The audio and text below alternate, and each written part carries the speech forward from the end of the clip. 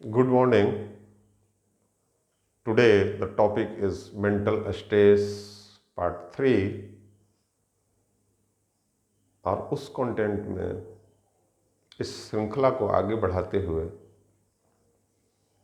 आज का ये तीसरा चरण जिसमें हम बात करेंगे मेंटल स्ट्रेस के उन केंद्र बिंदुओं को, उन कारणों को,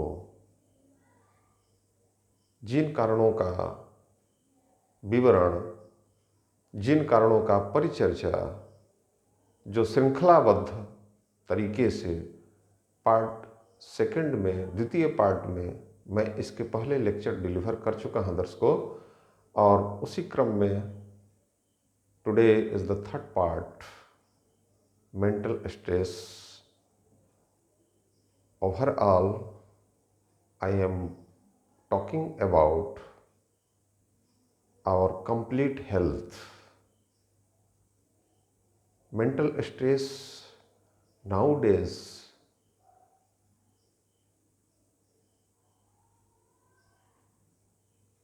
too much problem.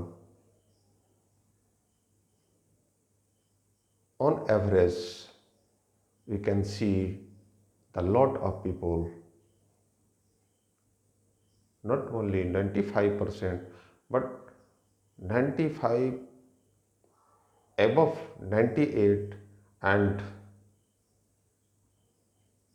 we can say that every person in anyhow in any step in his her life he will be suffering from mental stress। और इस श्रृंखला में इस तृतीय चरण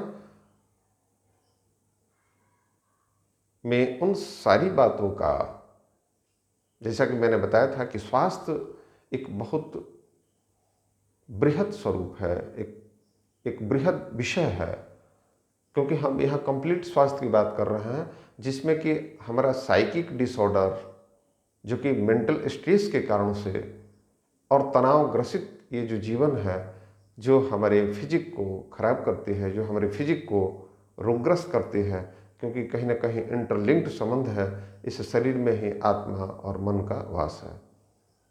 तो मानसिक तल पर आज के परिप्रेक्ष्य में, आज के इस आधुनिक युग में, जबकि हमारा विज्ञान उत्तरोत्तर उन्नति की तरफ जा रहा है और हम बहुत ही उन्नत स्थिति में जी रहे हैं, रोज नई टेक्नोलॉजी, रोज हमारी साइंस के नए नए आयाम और उसके डिफरेंट डायमेंशन जो हमारे जीवन को जितना ही समृद्धि प्रदान कर रहा है, उसके पीछे कहीं ना कहीं हमारा स्वास्थ्य, हम और हमारा स्वास्थ्य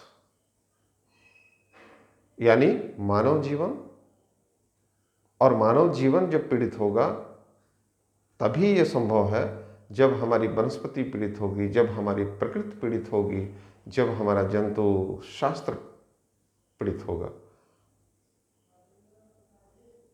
क्योंकि मनुष्य तभी पीड़ित हो सकता है जब नेचर के अकॉर्डिंग, जब प्रकृति के करीब न रह के उससे दूर जाता। और प्रकृति से जैसे ही हम दूर होते हैं, हम उन चीज़ों की क्षति कर देते हैं। किन चीज़ों की? जो हमारे वातावरण में, जो हमारे इस जीवन में, जो हमारे सर्वाइवल के लिए सबसे मुख्य उपादेय है, जो हमारी मुख्य आवश्यकता है, जो हमारी मस्ट रिक्वायरमेंट नेसेसरी है, उस नेसेसरी को हम यदि उससे दूर चले जाते हैं, अपने को विलग कर देते हैं, दूर कर देते हैं, तो वो समग्रता में सारी चीज़ें पीड़ित हो जाती है। वनस्पति पीड़ित तो वायु पीड़ित, यानी वायु अनप्योर हो जाएगी, और वनस्पति नहीं बचेगी तो जीव जंतु नहीं बचेगा और हम भी नहीं बचेंगे।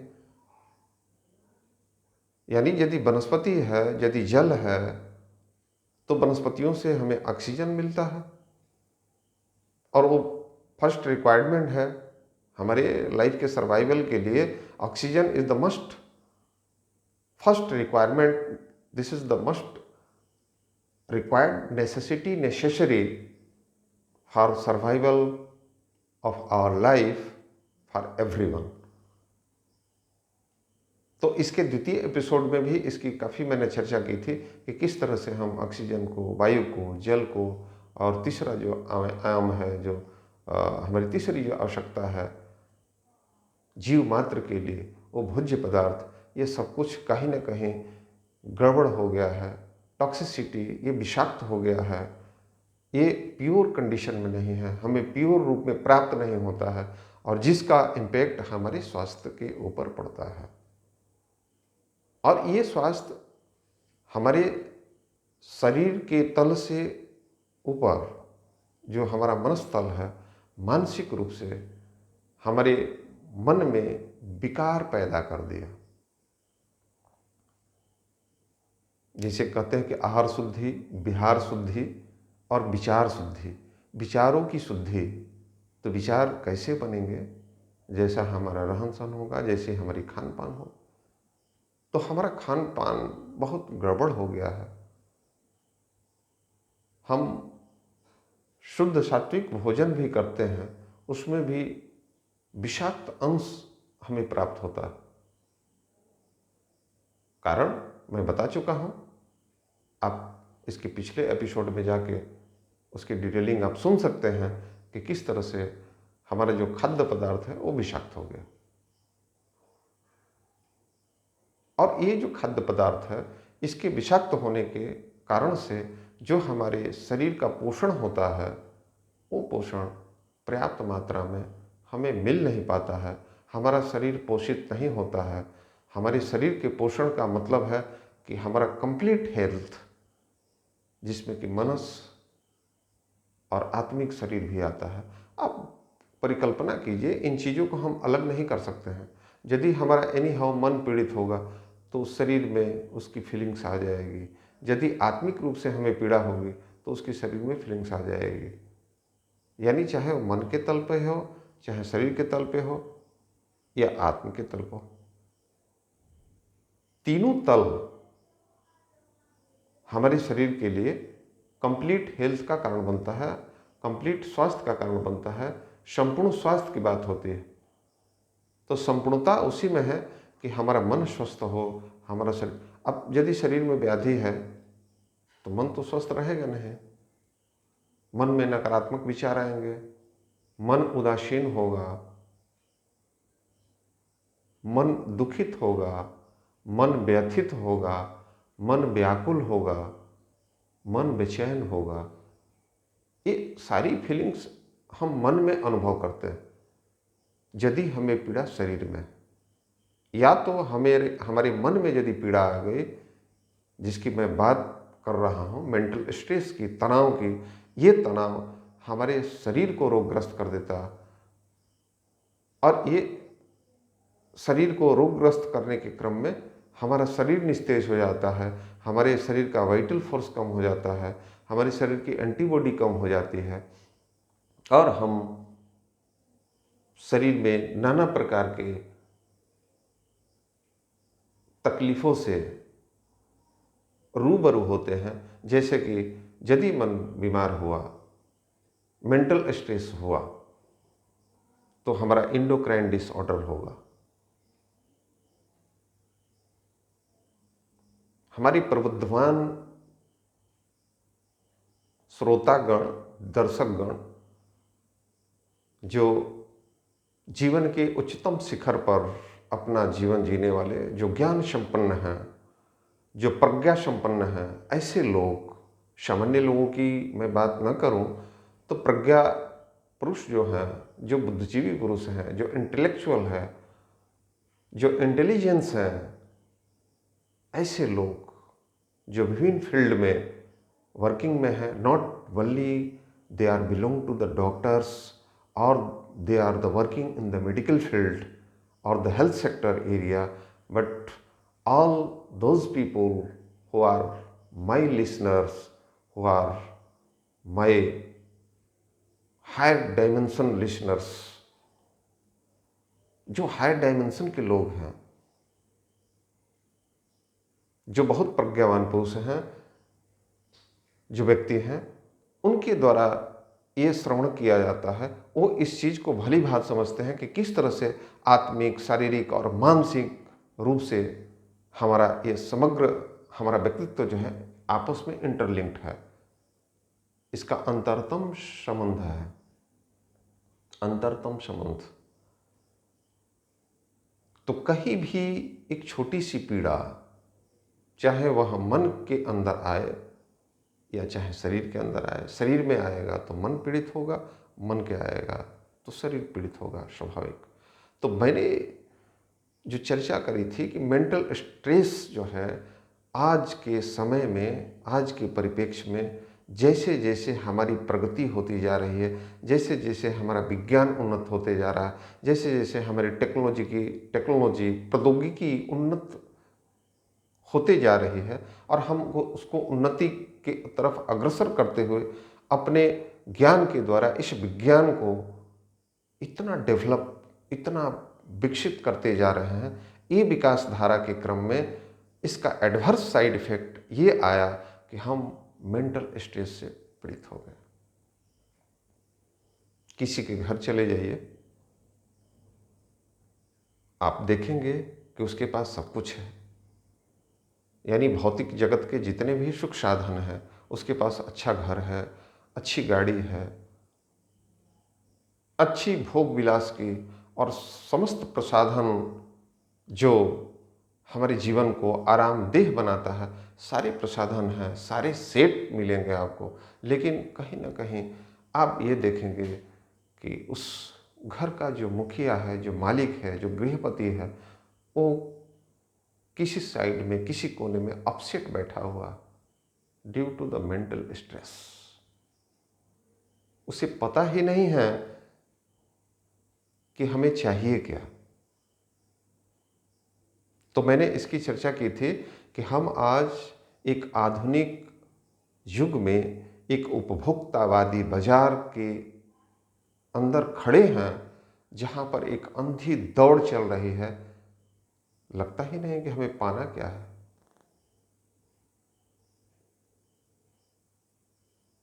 हमारी जो बेसिक रिक्वायरमेंट है सर्वाइवल के लिए, इस जीवन के लिए, वो करीब करीब एक स्तर तक, एक स्थिति तक जाते जाते उसकी आवश्यकताएं परिपूर्ण हो जाती हैं। जो हमारी आवश्यकताएं हैं वो सारी पूर्ण हो जाती है, उसमें कहीं लेकिन परंतु नहीं है। फिर हम शांति की तलाश में, हम सुख की तलाश में, किसकी तलाश में? तो ये जो मेंटल स्ट्रेस है, इसको किसने क्रिएट किया? हमने ही क्रिएट किया। क्योंकि हम अपने लाइफ को, हम अपने जीवन को बहुत ज़्यादा कॉम्प्लेक्सिटी में जीना प्रारंभ कर दिए।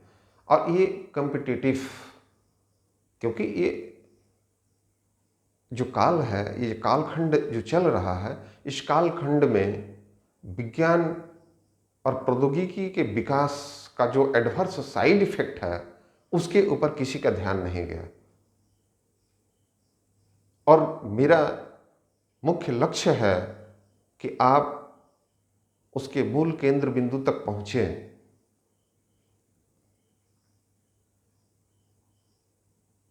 हमारी समग्र स्वास्थ्य की जहां मैं बात करता हूं, समग्रता की, उस समग्रता में हम परिपूर्ण स्वास्थ्य, उसकी परिभाषा मैं बता चुका हूं कि जब हम all time, full time, 24 hours,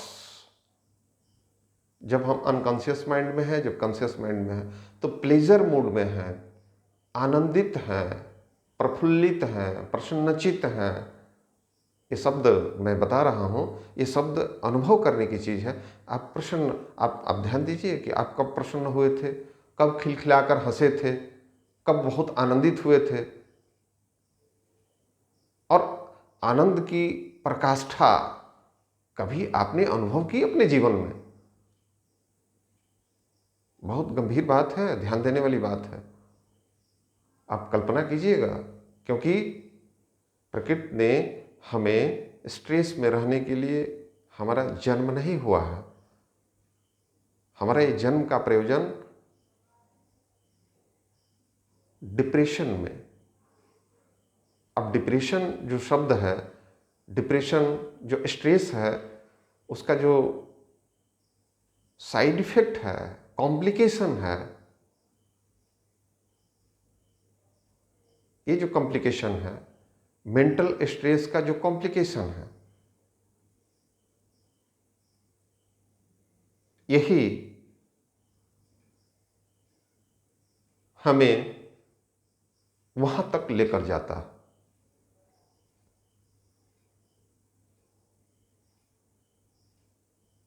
यानी यदि कोई व्यक्ति continue for the prolong time, लंबे समय से जिसका मेंटल स्ट्रेस बना हुआ है, वो डिप्रेशन में चला जाएगा। अब डिप्रेशन में जाने की स्थिति कई बार पैनिक अटैक,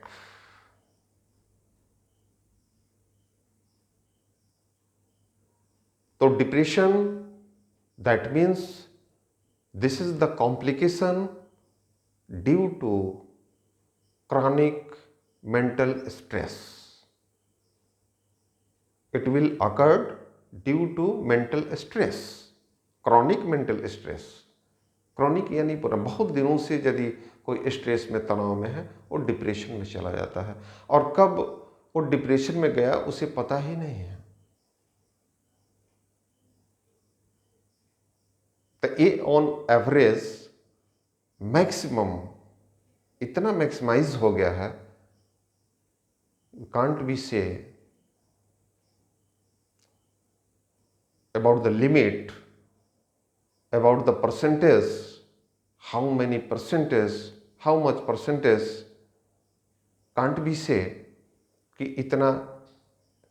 इतने लोग स्ट्रेस में हैं। कमोबेश सभी लोग, मैंने बताया कि किस तरह से जब बच्चा बड़ा होता है और जैसे ही 5-6 वर्ष उसके ऊपर स्ट्रेस, तनाव आना चालू हो जाता है। ये कैसा मेंटल स्ट्रेस है? कंपटीशन का, पढ़ाई का। हमारा जो पाठ्यक्रम है इतना लेंदी हो गया है। एक छोटे से शिशु का, एक छोटे से बच्चे का, जो अभी इन द इनिशियल स्टेज, वो ठीक से उसका न आहार शुद्धि हुई, न उसका ठीक से विहार शुद्धि हुई, न ठीक से उसका व्यवहार शुद्धि हुई, और फिर एक ऐसी दौड़ के लिए उसे लगा दिया गया जैसे कि वो शिक्षा नहीं प्राप्त कर रहा हो, जैसे कि वो मशीन है जिसे एक कंपटीशन क्वालिफाई करके इस जिंदगी की भाग दौड़ में सबसे टॉप में निकलना है। तो ये फाइटिंग किस लिए है?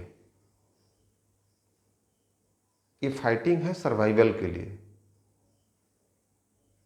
और सर्वाइवल के लिए जो मुख्य रिक्वायरमेंट, नेसेसरी है, वो कहीं ना कहीं हमारा लॉस्ट होते जा रही है।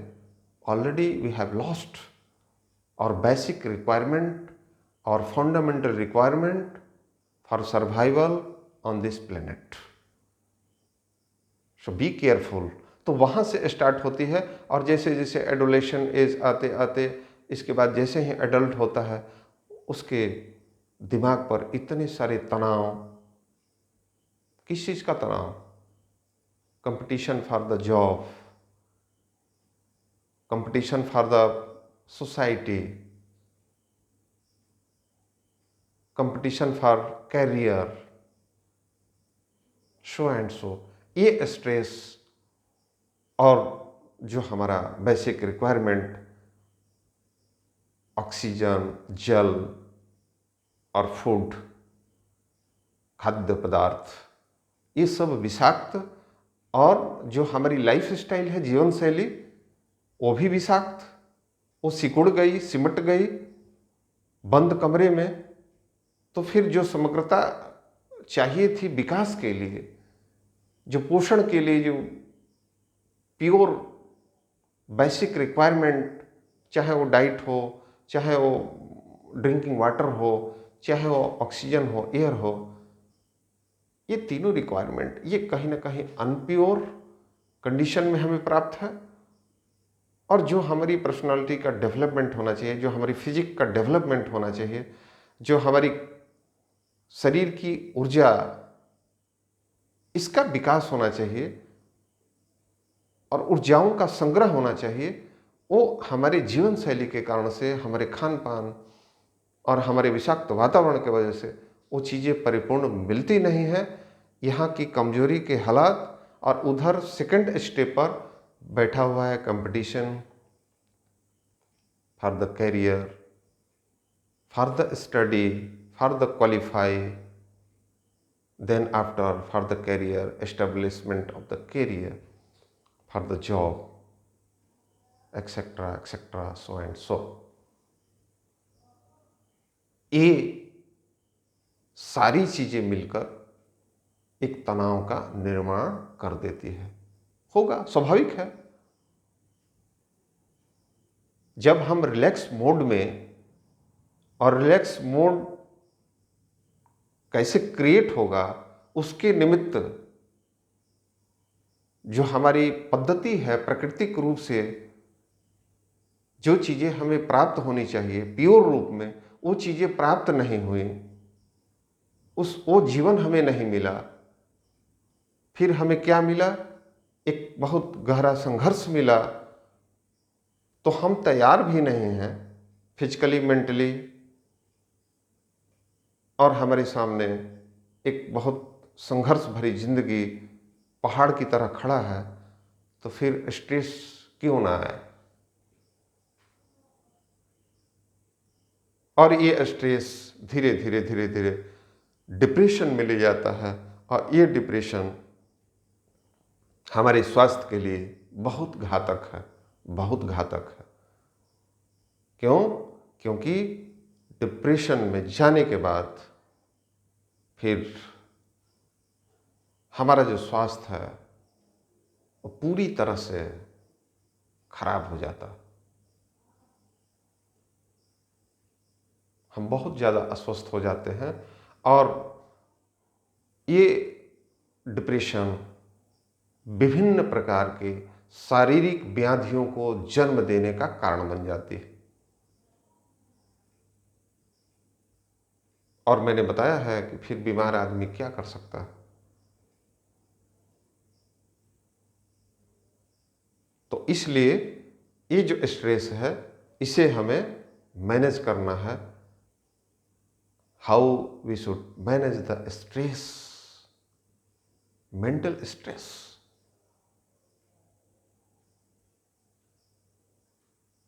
Next lecture will deliver how we can manage stress, mental stress. So thank you. Today